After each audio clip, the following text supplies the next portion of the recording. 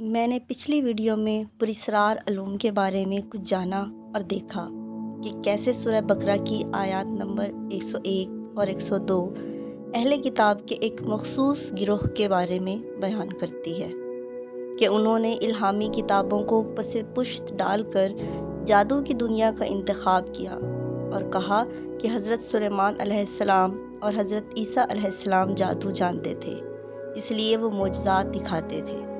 حقیقت میں وہ معجزات سے انکاری تھے اور اسے سراسر جادو گردانتے تھے۔ پھر اس طرح انہوں نے الکمی کے ذریعے مردوں کو زندہ کرنے اور بیماروں کو شفا یاب کرنے کے علوم کو سیکھنا شروع کیا اور اس پر بے شمار کتابیں لکھیں۔ کچھ یونانی بادشاہوں نے جلا دیں، جیسا کہ پچھلی ویڈیو میں تفصیلاً بیان کیا گیا ہے، اور کچھ کتابوں کی کلیکشن کو ہرمیٹیکا کلیکشن کہا جاتا ہے۔ ہرمیٹیکا کلیکشن میں سب سے زیادہ کتابیں الکمی پر ہیں، جن میں سب سے مشہور کتاب سر الخلقی و احسن الطبیع ہے۔ یہ کتاب 8ویں صدی میں یونان سے عربی زبان میں ترجمہ کی گئی۔ اس کتاب میں اس کا مصنف ایک کلونیس لکھتا ہے کہ جب الکمی کو راز بنا کر لکھا گیا، رومن بادشاہ کے الکمی پر کتابیں جلانے کے بعد تو اس کے سارے راز زمرد کی ایک تختی پر لکھ کر دفنا دیے گئے۔ ویڈیو میں مزید آگے بڑھنے سے پہلے بتاتی چلوں کہ پچھلی ویڈیو اس ویڈیو کے ساتھ لنک کرتی ہے اور وہ اس کا پہلا پارٹ ہے۔ اس کا لنک نیچے ڈسکرپشن میں دیا گیا ہے۔ پھر وہ لکھتا ہے کہ اس نے ترکی میں ہرمیس کا ایک مجسمہ دیکھا، جس کے پاؤں کے نیچے بنے ایک تہہ خانے میں اسے زمرد کی ایک ٹیبلٹ ملی، جس پر بہت سے کیمیکل راز لکھے تھے، جہاں سے اس نے خود بھی الکمی سیکھی۔ اس تختی کو ایمرالڈ ٹیبلٹ کہا جاتا ہے، جس میں چھپے رازوں کے بارے میں مصر کے ایک مصنف ابن امیل التمیمی نے بھی ایک 10ویں صدی میں کتاب لکھی۔ اس کا نام الماء الورقی والارض النجمیہ ہے، یعنی چاندی کا پانی اور ستاروں کی زمین۔ اس علم کو بعد میں لاطینی زبان میں بھی ٹرانسلیٹ کیا گیا۔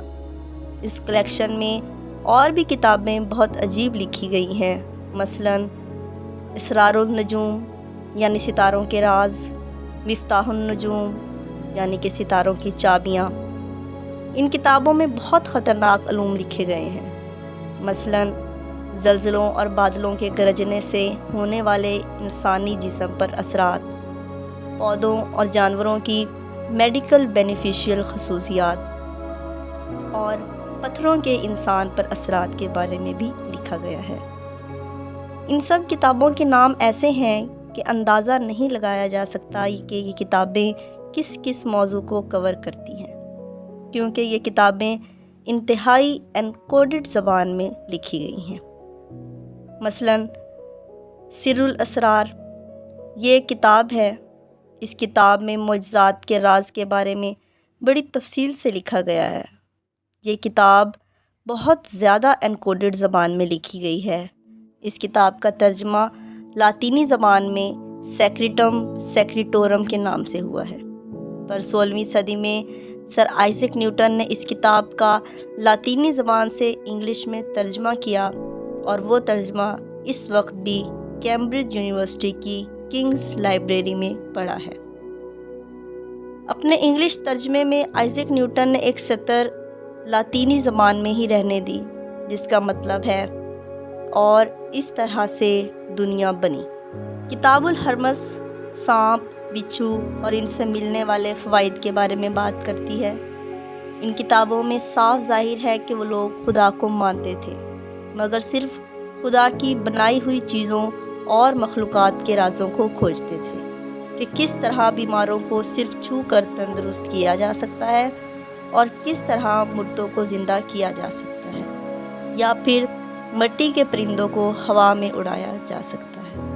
الکیمی پر کیا گیا کام مسلمانوں کی طرف سے نہایت محفوظ ہے، کیونکہ مسلمانوں کے ہی الکیمیکل ریسرچ سے ایک نئی شاخ نکلی تھی، جسے آج کل ہم کیمسٹری کہتے ہیں۔ جابر بن حیان، جس کے بارے میں ہم بہت جانتے ہیں، دراصل ایک سوڈو نیم تھا۔ یہ دراصل ایک عراقی اسکالر تھا جو 8ویں صدی میں آیا۔ مزید آگے بڑھنے سے پہلے آپ کو یہ بتاتی چلوں کہ اس ویڈیو میں آپ کو بہت سی باتیں حقیقت سے بہت دور لگیں گی، مگر یہ صرف ایک حقیقت ہے اور ان کا افسانوی سے کوئی تعلق نہیں ہے۔ تو ہم جابر بن حیان کے بارے میں بات کر رہے تھے۔ اس کا نام سن 987 میں ایک بغدادی ببلیوگرافر نے اپنی کتاب الفہرست میں لکھا ہے۔ اس نے لکھا ہے کہ لوگ کہتے ہیں کہ جابر بن حیان نام کا کوئی شخص وجود ہی نہیں رکھتا تھا، لیکن اب تک ہم سوڈو نیمز کے بارے میں پڑھ چکے ہیں۔ اس کا حقیقی نام کچھ اور ہی تھا۔ اس کی کچھ کتابیں آج بھی دنیا کی یونیورسٹیوں کی لائبریریز میں موجود ہیں، جو کہ صرف سلفیورک ایسڈ پر نہیں ہیں جن کے بارے میں اب تک ہم جانتے ہیں، بلکہ کچھ کتابیں تو بہت ہی عجیب ٹاپکس پر ہیں۔ مثلاً کتاب البحث، علم الطلسمات، کتاب الملک یعنی بادشاہوں کی کتاب۔ جابر بن حیان کی کتابوں پر ریسرچ کرنے سے یہ واضح ہو جاتا ہے کہ ان کا سب سے بڑا مقصد تکوین تھا۔ اس مقصد کا ذکر وہ اپنی کتاب الملک میں کرتے ہیں۔ تکوین کا مطلب یہاں بتاتی چلوں، زندگی کی مصنوعی پیدائش کو کہتے ہیں۔ آپ لوگ حیران ہو رہے ہوں گے، مگر یہی حقیقت ہے، اور اس نظریے کو آنے والے بہت سے مسلمان سائنسدانوں نے جیسے کہ البیرونی، الہندی، ابن سینا، ابن خلدون نے غلط کہا اور اس کو جھٹلایا بھی۔ یونانیوں کا فلسفہ ہے کہ اس کائنات کی ہر چیز 4 عناصر سے مل کر بنی ہے: آگ، پانی، مٹی، ہوا۔ مثلاً ایک انسان جو مٹی سے بنا ہے، اس میں موجود سانس ہوا ہے، اس میں موجود خون پانی ہے، اور اس کے جسم کی حرارت آگ کی مانند ہے۔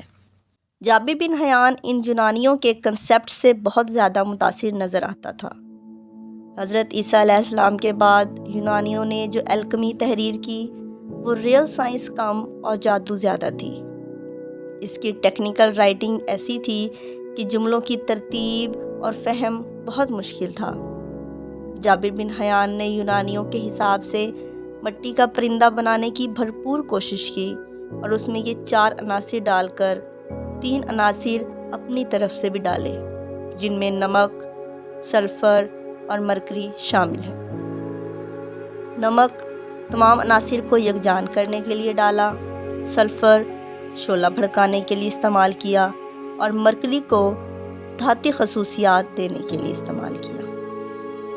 یہ تجربہ کامیاب ہوا یا نہیں، اس کا تو پتہ نہیں چلا، مگر 11ویں صدی میں ایک انگریز رابرٹ چیسٹر نے عربی میں موجود ایک کتاب الکمی پر مبنی رسالہ فاریانوس الراہب الحاکم کو لاطینی زبان میں ترجمہ کیا، اور اس کتاب میں ایلیکزیر یعنی کہ زندگی کے معجزے کو مس ٹرانسلیٹ کر کے زندگی کی ہمیشگی لکھ دیا۔ اور تب سے آج تک اس لفظ کو جب بھی ٹرانسلیٹ کیا جاتا ہے تو زندگی بڑھانے کے الفاظ میں، مطلب ایسا تریاق جس سے کبھی کوئی بوڑھا نہ ہو اور کبھی کوئی بیمار نہ ہو۔ زوسیموس جو کہ ایک مصری الکیمسٹ تھا اور حضرت عیسیٰ علیہ السلام کے 300 سال بعد منظر عام پر آیا، اس کا یہ ماننا تھا کہ حضرت عیسیٰ علیہ السلام کے پاس ایک پتھر تھا جس کی خصوصیات جادوئی تھی، اور وہ اس پتھر سے پرندے زندہ کر کے اڑایا کرتے تھے، اور اس سے پہلے انبیاء کے پاس بھی یہی پتھر ہوا کرتا تھا، جس سے ان کی عمریں بھی لمبی ہوا کرتی تھیں۔ قرآن پاک میں جگہ جگہ ان لوگوں کے بارے میں ذکر ہے کہ کیسے یہ پیغمبروں پر الزامات لگاتے تھے، جیسے کہ سورہ یونس، سورہ ہود، سورہ نمل، سورہ قصص، سورہ سبا، سورہ صافات، سورہ زخرف، سورہ احقاف، سورہ قمر، سورہ صف اور سورہ مدثر۔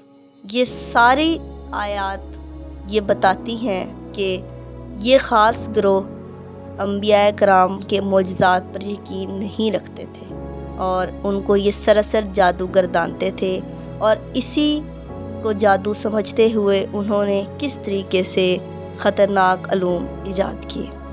آج کی ویڈیو میں اتنا ہی۔ اگلی ویڈیو میں جو کہ اسی سیریز کے بارے میں ہے پھر ملیں گے، تب تک کے لیے اللہ حافظ۔